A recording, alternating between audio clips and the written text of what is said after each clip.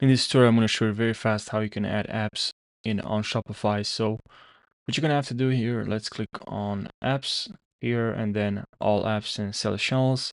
And from here, you can install apps and uninstall. So if you click or have this app here, all the apps are here. You see all the apps here I have installed. So these are install apps. If I want to uninstall one of these apps, and I have to click on the three dots here and click on uninstall.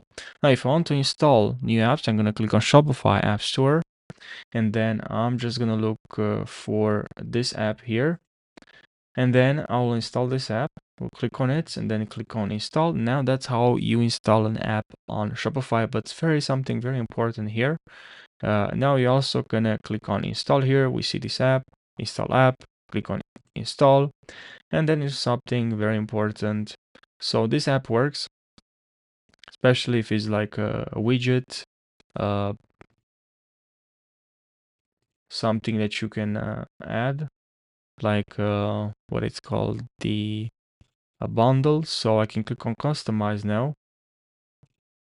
And now if I go to products and I go to follow products, I don't see the app here. This app should add here. And if you don't see this app, because I've used it before, it shows, but let's say I don't see this app, right?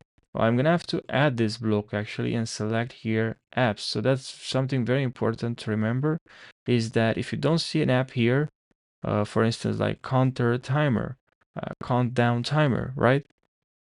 So now we added this, right? So we have this counter down. We also can add this one here now, right? So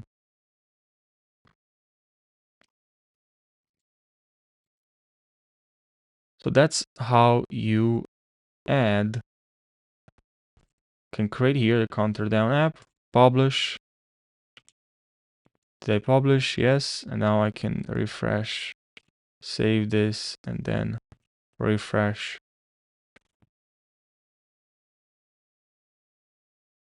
And then yeah.